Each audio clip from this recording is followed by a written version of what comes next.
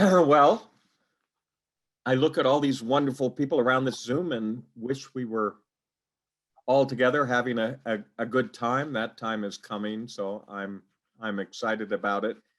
But thank you for joining remotely. We have some new members, Emeriti trustees in attendance, Marianne Alexander, Ann Riley, Barry Robinson, and Paul Sui. So welcome to you, to this wonderful group of people. I have a couple of things that I think are of interest to all of you that I will go through, answer some of the questions that came in ahead of time, and then as usual, if you've got a question, even a tough one, please feel free to ask, and I'll do my best to either fumble it or punt it or give you hopefully a good answer. So one thing that I think is probably on everyone's mind is the search for the next president. I'll give you my personal opinion is I still have a little energy left in my life, but I think it's a really healthy thing for the university, after having me at the helm for 8 years, to find a new leader, fresh perspective, wanting to take things to the very next level. I'm going to continue to keep my foot on the gas the whole time that I'm here, but I have viewed this as a very healthy outcome. I'll look for something fun to do next, but not as the president of a university. It'll be my little more than 12 years, and the combination of the hours and some of the pressures that go with it, I probably deserve a little bit of a break. But I will tell you, I just love this university. I love what it does. I love what the faculty do. I just think the world of it. So anyway, so we've all got to do our best to make sure we get a good person on board. I have a lot of confidence that that will occur, and we'll all do our best to make sure that if they don't have a deep understanding of Penn State, that it doesn't take long before they really get to know what a special place Penn State really is. So the board has hired a firm, Spencer Stewart. They've launched something that they called Next Gen in order to get the opinions and thoughts of a lot of different people.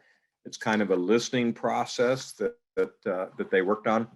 And so thousands of people were asked for their opinion.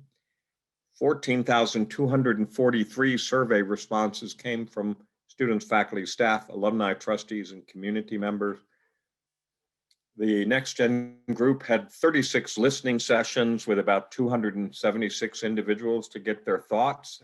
That includes the Faculty Senate, University Staff Advisory Council, Student Leaders Roundtable, President's Commissions for Equity. About 305 feedback form comments received directly through the website. And if you can believe it, there's already over 1,800 nominations for the job that have come from a lot. So we really should be thinking about just what these people are going to go through in order to go through that many nominations and to move forward. So later this month, there will be a public-facing webpage. The idea there is to have a description of the job, especially based on Next Gen, so profile, information on how to submit nominations or to apply, timeline for the process. So they're going to really begin now to start to look at potential applicants, and then the hope is that by early 2022, that they will have the individual name that will lead the university, and this will be done in a way that allows us to have overlap between outgoing and incoming as a way to assess staff and discuss some of the issues. I'm sure many of you know that I had about 45 days of overlap, and that allowed me to do all sorts of things, including visiting every campus within a 2-week period of time.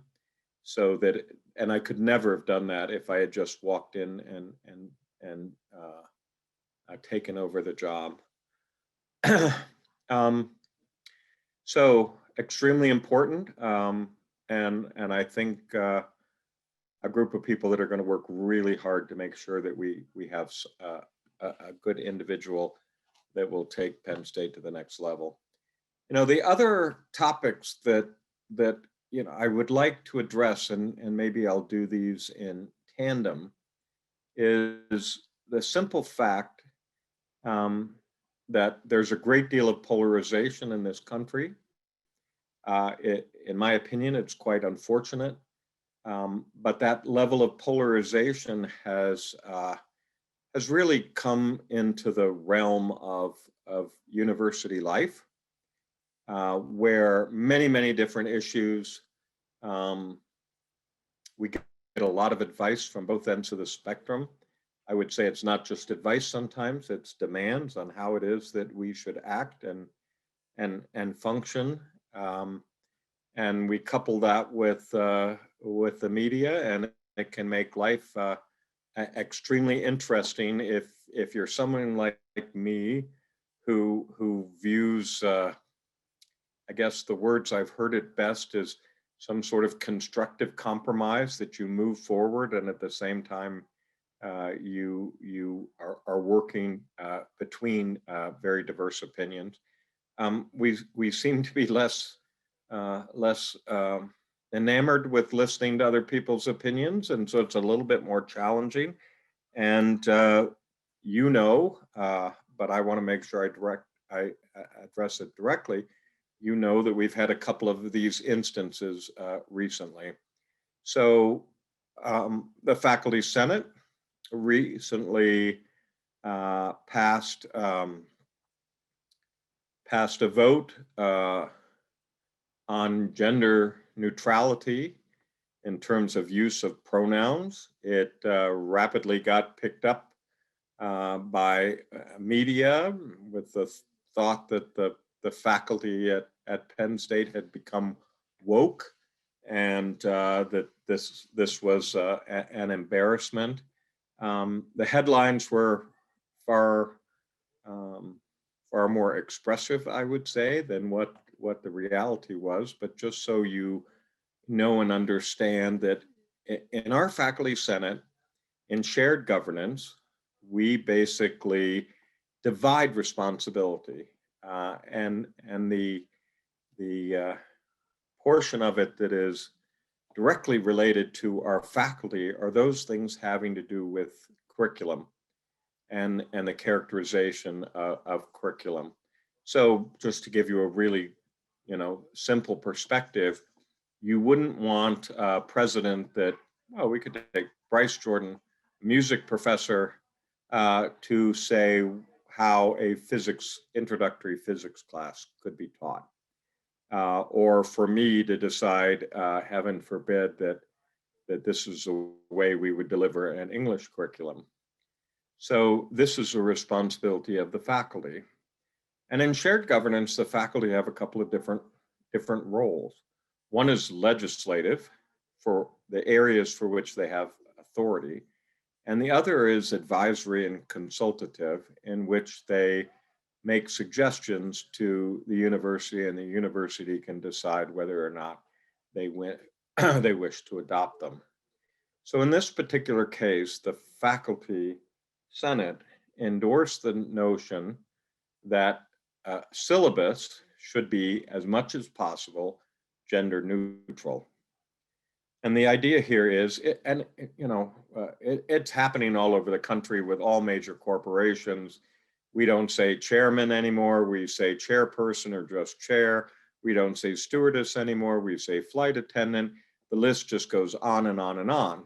And slowly but surely, Penn State has moved from freshman and sophomore to first year and second year.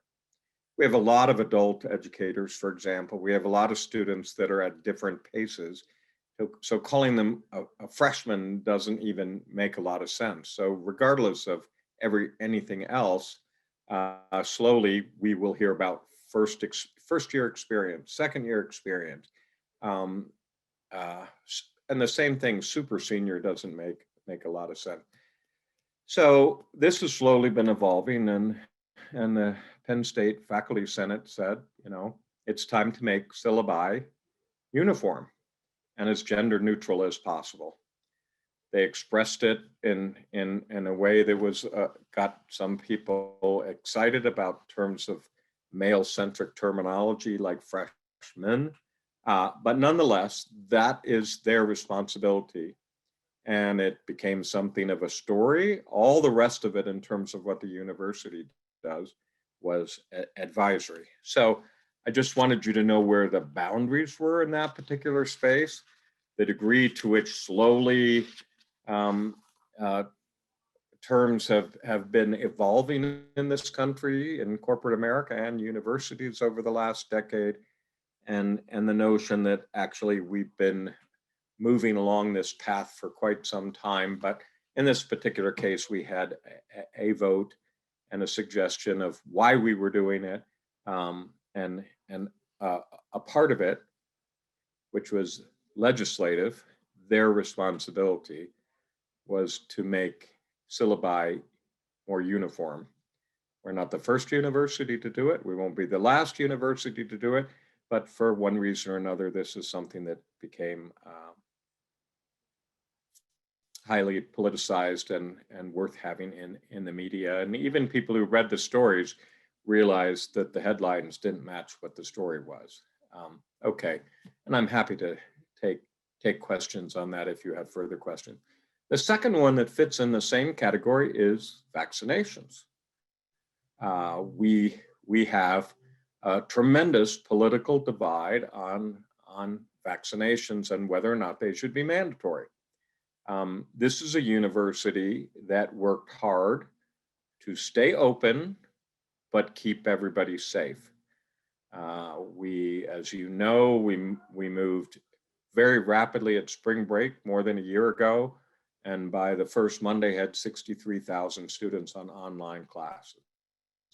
A remarkable achievement by any standard at any university, and occurred in large part because of the hard work of a lot of folks, and the fact that we had a world campus for 2 decades that we could move forward with. So we really knew what we were doing. We got more people to the finish line that year than typically, because we even tapped people on the shoulder and said, why have you disconnected? What's going on here? How can I help you? And moved into the fall very deliberately.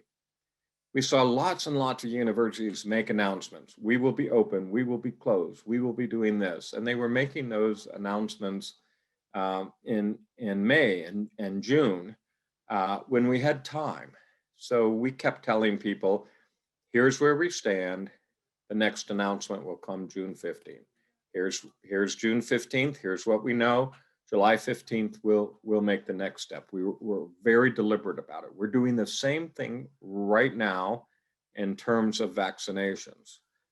So what have we done? Well, we first of all made it easy. Very early on, as soon as we recognized that Pfizer was going to require special refrigeration, I asked the folks from the physical plant to buy the freezers. Get in line, get them now, get them calibrated so that we're ready. If it doesn't work out and we're not a site for distribution, we'll use those freezers for research purposes, but don't let anything hold us back. So let's buy them now. We told the Pennsylvania Department of Health we'd be happy to be a point of distribution. After all, we have freezers, we have big parking lots, we have Bryce Jordan Center. We showed ourselves to be very effective in doing testing in the Bryce Jordan Center. We worked with Walmart to have special sessions for vaccination on our different campuses, more than just University Park. I said, if CVS can give vaccinations, then the university health pharmacy should be able to do it. So we applied to be able to have university health services provide vaccination. So the whole idea here is make it easy. And in fact, the state selected us happily as a point of distribution. And incidentally, it didn't matter what campus or who wanted to come on our campus to provide vaccinations. We basically said to them, we're here in service to the Commonwealth.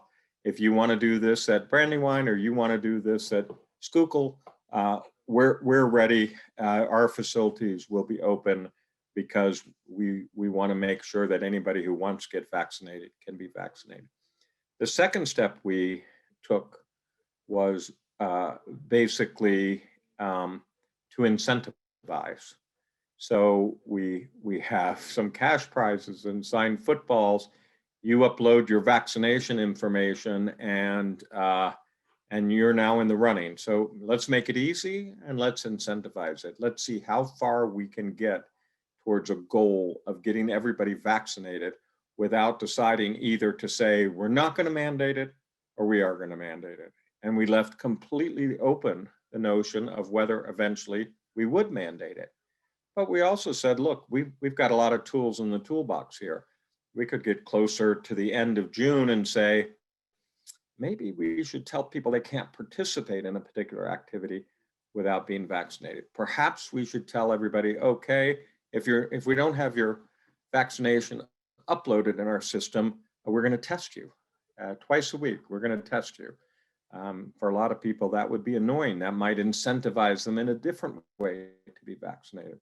And we're working with the state to see if we can get the full data on who's been vaccinated, because not everybody uploads it.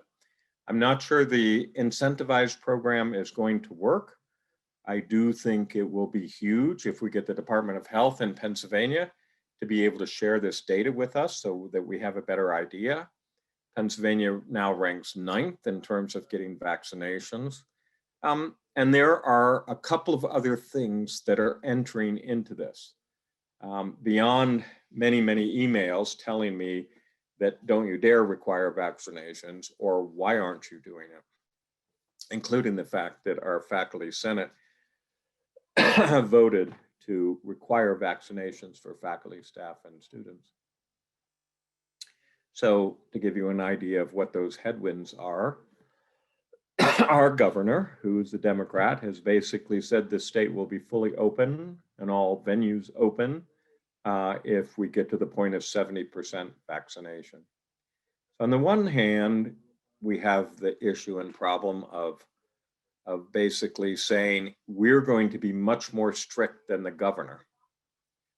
And a lot of people would question, why are you deciding that you should be even more strict in this than the Pennsylvania Department of Health, the CDC, and the governor? On the other hand, the legislature has been very upset that universities are contemplating mandating this.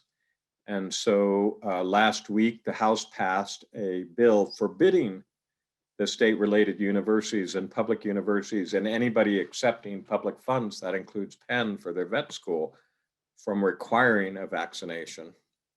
And we expect that will pass the Senate in Pennsylvania here coming up this week or next week.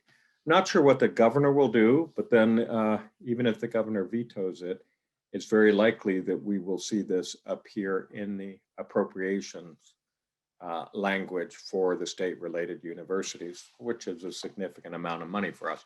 So these things are not easy.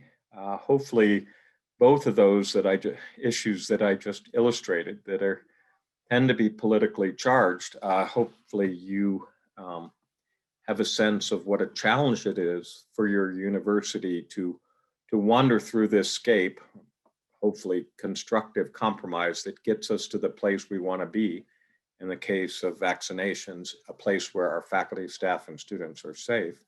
And that we're doing it by making it easy, incentivizing it, pushing harder if the incentives don't work, and watching carefully the evolution of COVID and its variants, because we have time.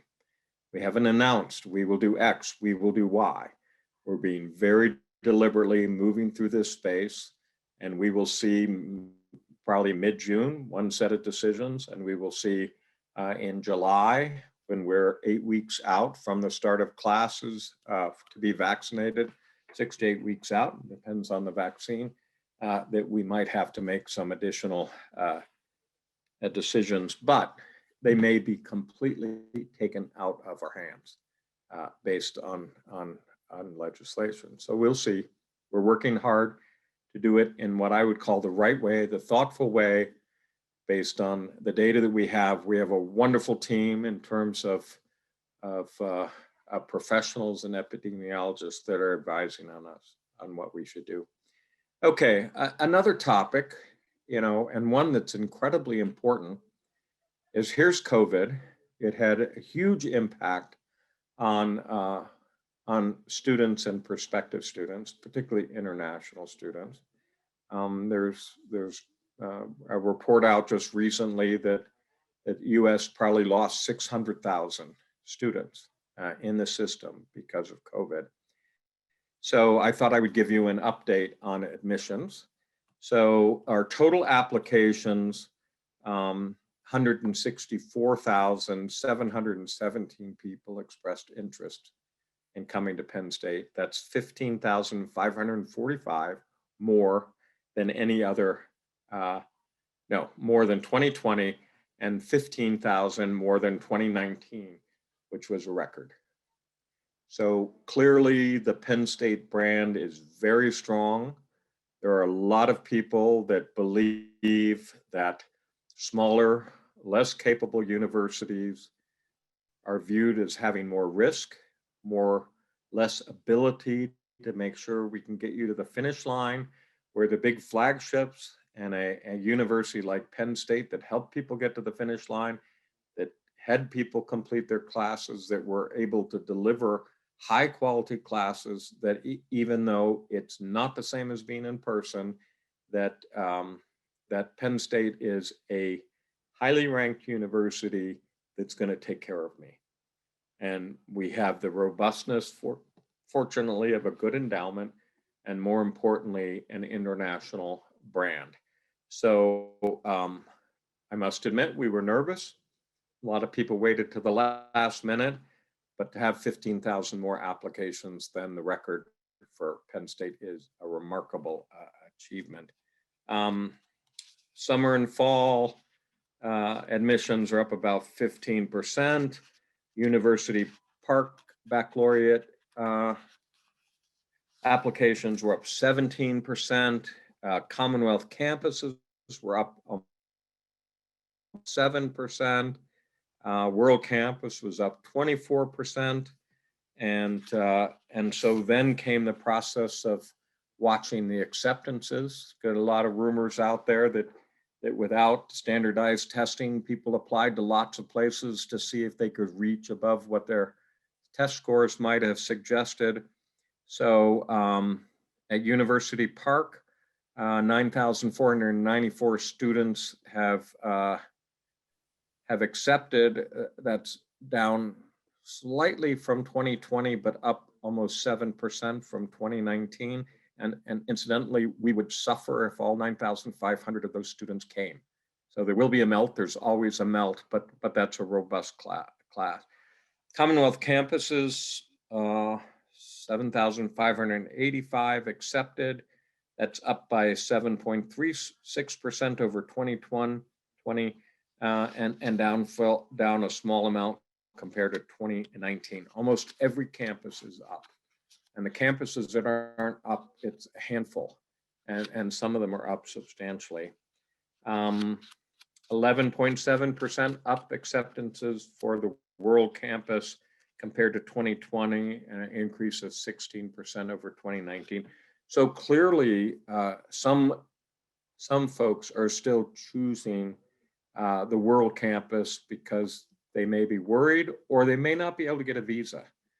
This university stepped up in remarkable ways, including having a faculty member that I interviewed from Altoona who was teaching a class in South Korea. And so she was up there in the middle of the night teaching her class in South Korea so that they would have a professor that was sitting in front of them and that they would continue their Penn State education and decide to move forward. Okay, so those might be some of the most important things that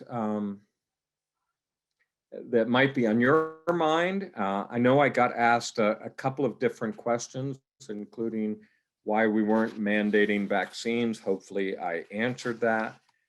Bruce Miller asked me about the future based on 10 years since the university no longer had Graham Spanier and Joe Paterno as active members of this university. I have to say, and I'm hoping Sue Paterno is on this call because Sue made a wonderful statement about moving this university forward and listening to the future. I take seriously what she said and how she said it. Graham Spanier is a lot more difficult for me to address. There's a lot going on in this space.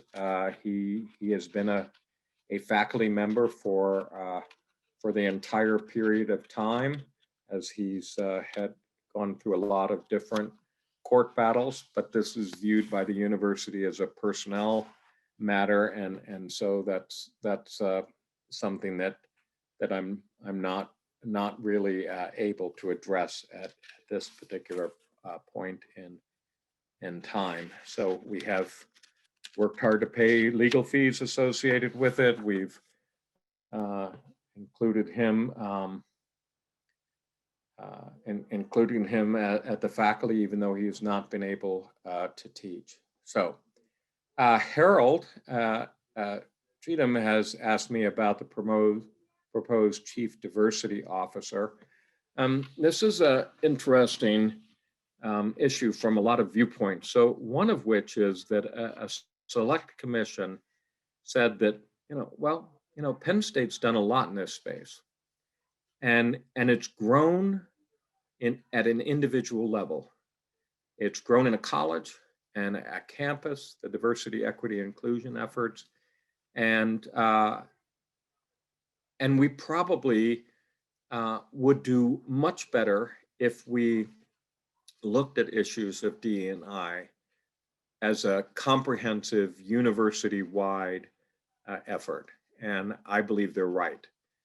I believe this university doesn't actually know all the things that we're doing in this space.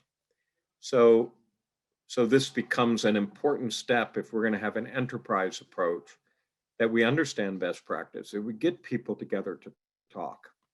At the same time, you would think, well, it would be very easy to promote the vice provost for the Marcus Whitehurst's position.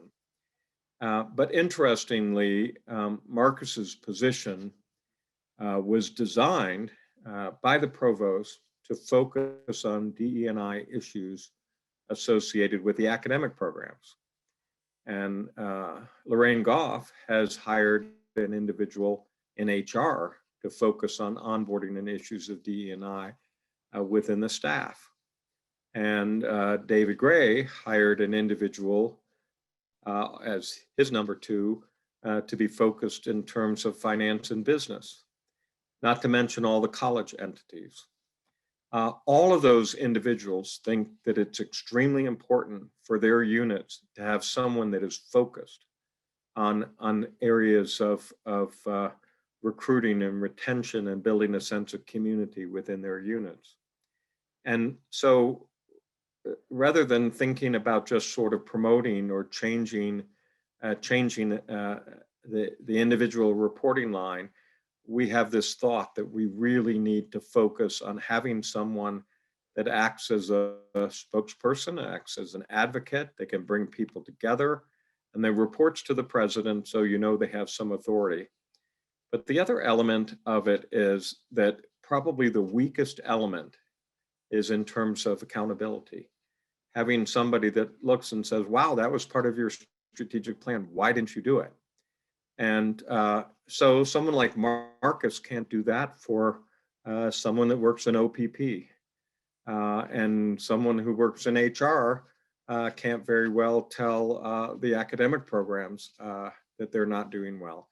So we see this as an important step forward to collectively look at the things we're doing, look for best practices, look for efficiencies, and also begin to focus on the accountability aspects of this. It's not the only thing that we will do, but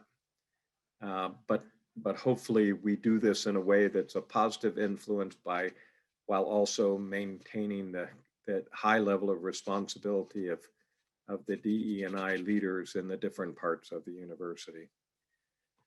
Dave Jones, I'm looking at you. You just happen to be in the top of my screen right at the moment. Dave asked me about casinos. Have we taken a position? And it became very clear to me that this was a significant revenue issue for the state of Pennsylvania, and they were going to pass it. Don't want to increase taxes, and this was an opportunity for revenue, so it was going to happen.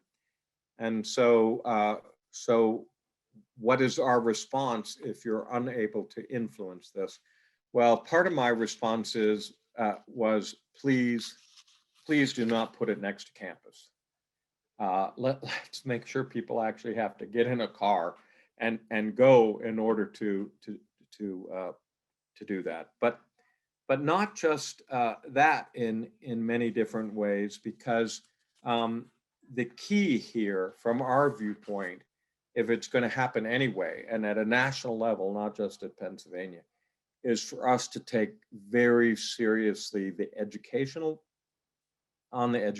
issues for our students and our student athletes, the compliance issues that are there, what the risk levels are.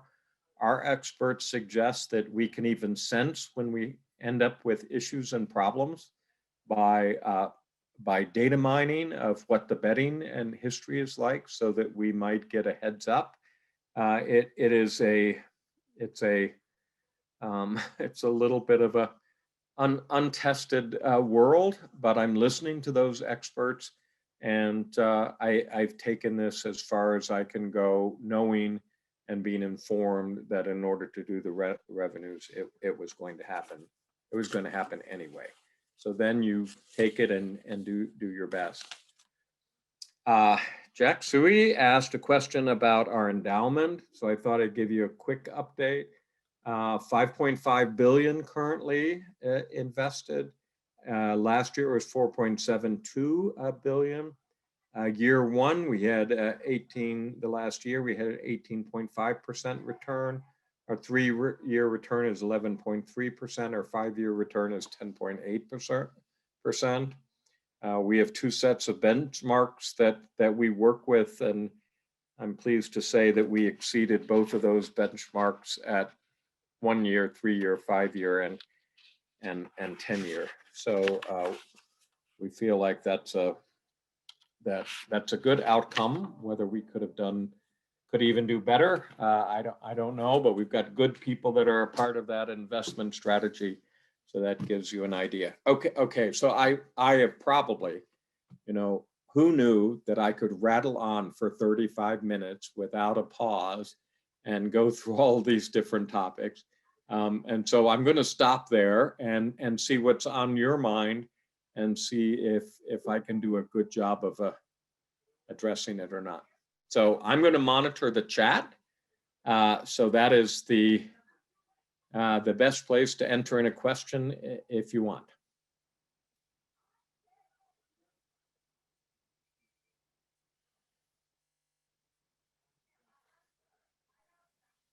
Hey, Eric, this is Barry Robinson. Yeah. Hey, Barry. How are you? Good. Welcome aboard. Thank you very much. Pleasure to join you all. I'm wondering to what extent you believe Penn State has made any strides towards increasing the amount of revenue that comes from technologies which have been developed through our research institutions and commercialized, and how that may help the university also with financial challenges as they arise. Yeah. So excellent question. Very few universities actually are successful in having that be a huge revenue generator. Everybody works at it because you can occasionally hit something big, a cancer drug or something else for which this is millions of dollars that come into the university. So we keep working. We keep working at that. I frankly think that in addition to the money part of it, it's a powerful way in which this university serves society. So I think it's worth the investment, even if you don't hit the big one. We have a very liberal partnership-oriented IP agreements that are possible with private industry, including them at one fee level to have them retain their IP, at a different fee level for us to share it. And so we do work at that. I will say that all of our launch boxes now, 21 strong, we've just gone through a review of them. It is remarkable at how successful that they have been. Literally thousands and thousands of people getting advice, job creation, new companies in Pennsylvania. Happy Valley Launchbox being endowed by PNC, not the only one. Altoona was endowed, and let's see who else was endowed. More to come. Hazelton was endowed. These are just exciting moments for us, and a new facility that's really going to up our game at University Park. I'm really quite excited about it. So I don't count on, all of a sudden a big revenue stream, although there is some.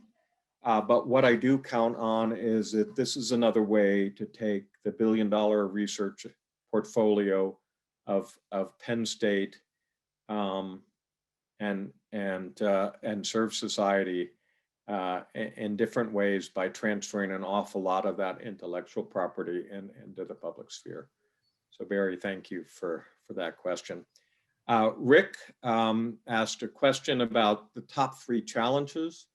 My thoughts on this have changed to some extent over the last couple of years.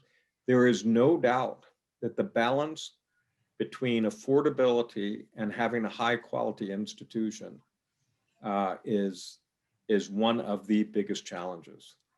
We've had a little bit of a drop in the rankings, and a part of that is, if we wanted to be higher in the rankings, we need to spend more money on our academic programs.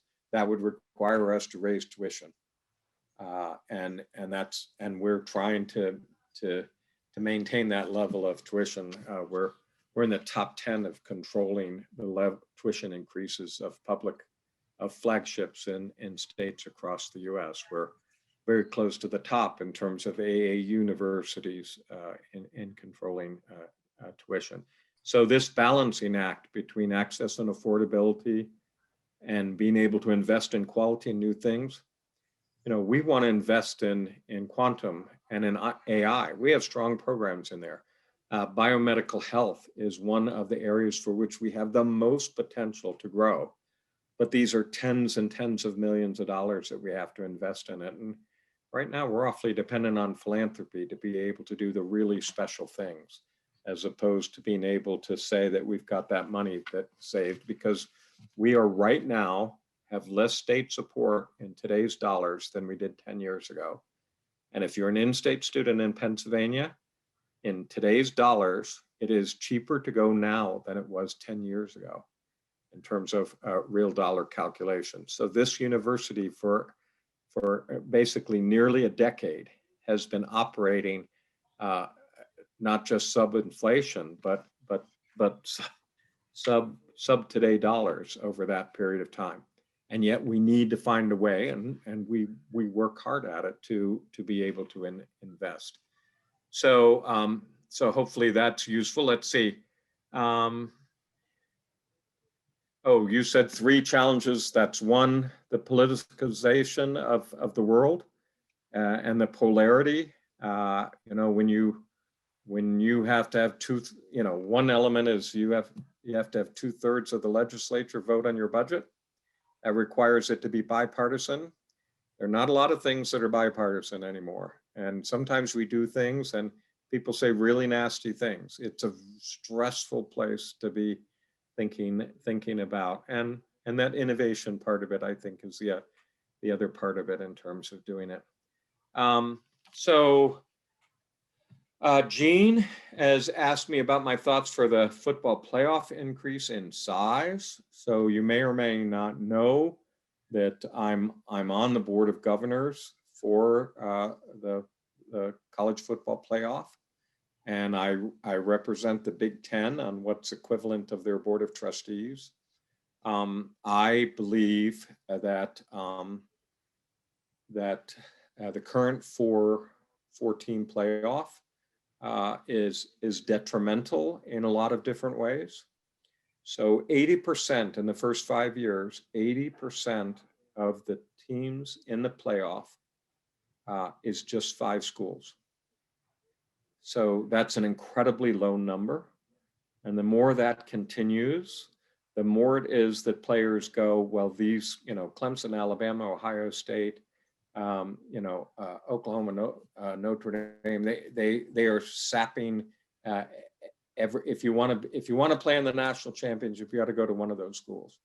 That's not good for the overall competition that we have. The initial CFP playoff was based on the notion that the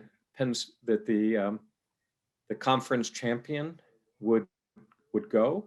As you know, we were a conference champion and we weren't selected.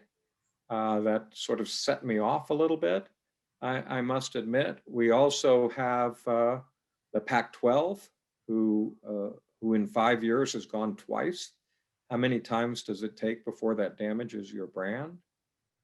College football playoff also includes the representation from everyone from the group of 5. The group of 5 have it's been proven that you can have a perfect season and not play, yet they're sitting around the table trying to make decisions. So if we took the proposal for 12 teams there, we would have 30 different schools that would have participated in the college playoff. A lot of people are looking at revenue. I look at more at participation and the opportunity to have an exciting field to play where a lot of schools participate. So 30 schools compared to 5, that's significant. I must admit, I might be a little bit biased that Penn State would have gone 3 times to the college football playoff and probably a 4th. They were on the cusp, and it depends how you call out what the rankings might have been. So to tell you the truth, I'm a fan. It's 5 years away. All the conferences have veto power in this 5 years. Before then, something new is going to happen. So we'll see what happens. Tuesday, I will fly to Dallas to be a part of the board of managers, and we will discuss this in detail. Right now, it's a proposal. There are a number of other issues in there, like our contract bowls, the importance of the Rose Bowl to the Big Ten. Personally, I think that's a huge part of our psyche is playing the Pac-12.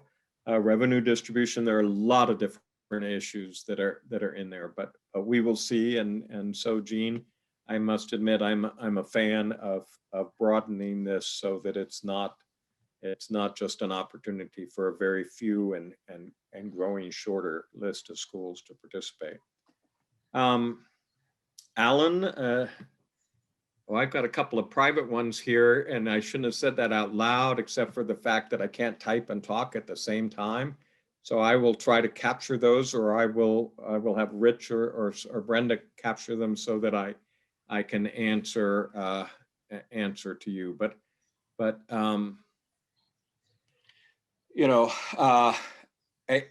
I will say, even though this is a topic, the success of the College of Medicine is very important to me. Biomedical health is a huge opportunity for us. I believe we're going to do good things there. Having the resources to really innovate and move them up significantly in the rankings will be an issue. I do think Penn State Health is strategically on the right path to cement a strong future for Hershey and Penn State Health. Okay, so I also got asked about mental health issues. This is something that during the pandemic where we're all concerned about. Quite frankly, I think a lot of people are just grumpy, and that we might have a good discussion and argument about issues, but people, I'm not trying to be impolite. I just think this has just been a tough year for people, and it pops out in different ways, and it does make you worry about the mental health of our students and our faculty and staff. We've worked really hard to make sure people knew that we had the resources. One of the challenges that we've had is tele mental health becomes an opportunity, but we cannot talk to a student through CAPS in telehealth out of state. We're not licensed to do that. So a lot of challenges there, a lot to work through. One other issue that is that I have a note about is this is the last year of our campaign.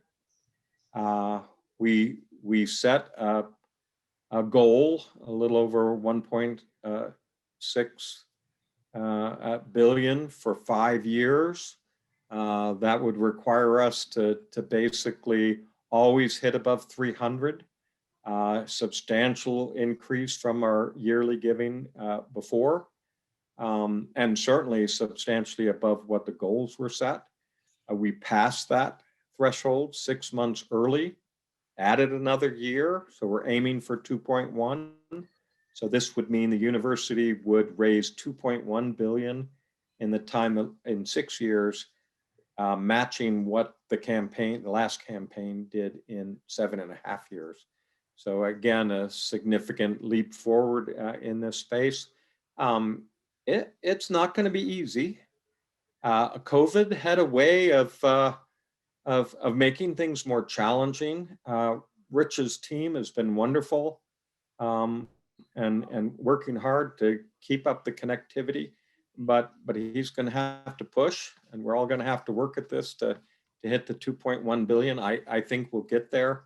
I've just marveled at the fact that even with the pandemic, we're slightly ahead of schedule, even with the pandemic. So I gotta hope we go, and if anybody wants to do this as a present for me as I go out the door, I'm telling all the legislatures this is a good time to give Penn State a present, to pat me on the back for 8 years of service. And so anybody who wants to do something special for Penn State, you just go for it. We got a lot of great things going on. Access and affordability. One of the things we're working on right now is food security and housing security. So we always think about scholarships, but Penn State moved to open doors to help people get through on time as a way to save money and for them to get a Penn State experience instead of working the whole time. So, that was a huge leap forward. And now we're sitting there tackling food security and housing security as a different way to focus on access and affordability. Everybody thinks free tuition, that's access and affordability. Now that gives every student a couple $100. But if you sit there and look at some of these scholarships, then you're talking about 24,000 over their time period. You look at some of the open doors part of it, and if we can save them a year of going to school, the average debt drops $7,000, far more significant than a couple of $100 in a tuition freeze. If we can have a way to tuition to start to create more scholarships, we will have an even greater impact. You may not know, just to give you as a frame of reference, even though it sounds a little bit like a non sequitur, we were in the top 5 in terms of stimulus funds, because the stimulus funds were based on the number of need-based students. So that tells you something about what Penn State does to help students be be successful in this world. So let's see what else we have there.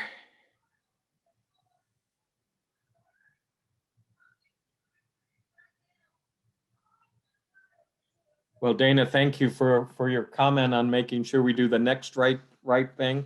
I appreciate that very much.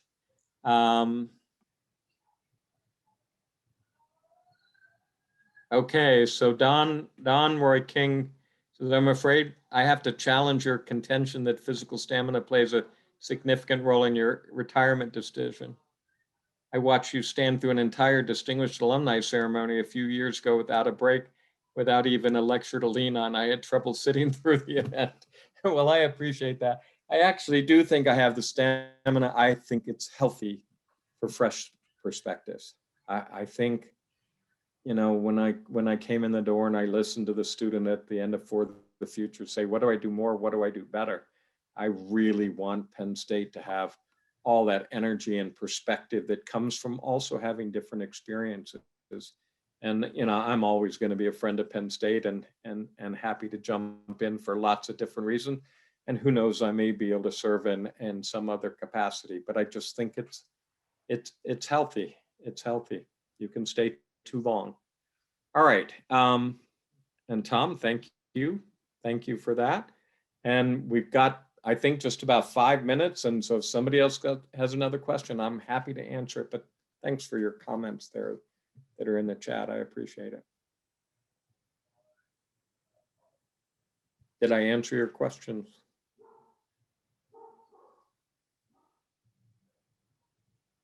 Okay. Eric, I have a question. Art, how are you doing? Well, I'm making it. I got word today. I have a very serious tooth that needs pulled out, so it doesn't feel so Hey, good. that's no fun. No fun. But I'm wondering, how is your son? So my son is probably better than he has been in a long time. He got very nervous in living in Colorado about COVID because he's autoimmune and has gone through a lot of different things, sepsis and having to have heart surgery and all sorts of things like that. And he finally decided that he couldn't be around people that were having too good a time. And so he said, I think I'll move to your house in North Carolina. And he got there, and Molly and I found 17 acres with a cabin and picked that up, and he moved in. He's getting a lot more outdoor exercise, but he lives a bit of a life of a hermit with 2 dogs. And you can tell I have sort of a strange background. That's because Molly and I periodically come down here on a Saturday and have dinner with him multiple times during the week after I've Zoomed all day, and then come back on the next weekend. I think he's probably healthier than he's been in a long time. He feels it's a little bit lonely. Thank goodness he has 2 boxers, but I think unfortunately, he was just told the vaccine didn't work because of the medications he's on. So he's probably going to be a hermit for a bit longer till we figure out something else. But Art, thanks for asking. In my opinion, he's healthier than he's been in multiple years, but he's a little lonely. Well, my best wishes to him, Eric. Thanks. I appreciate that. Okay, so all of you, thank you. You know where to find me. If you have a question or a comment, you certainly know where to find me. And you don't have to go through President @ I'm sure you know that eric.barron@psu.edu goes straight to me. Nobody else reads it but me. So you feel free. Rich, is there anything else that I should add? I think you went through the whole list tonight. Good job. Oh, thanks. Okay, well, I hope everybody on this Zoom just has a spectacular evening. And I will tell you, I am, being vaccinated. I feel like a weight came off of me, and I'm really, really looking forward to seeing all of you in person. So thanks very much. And again, have a great day.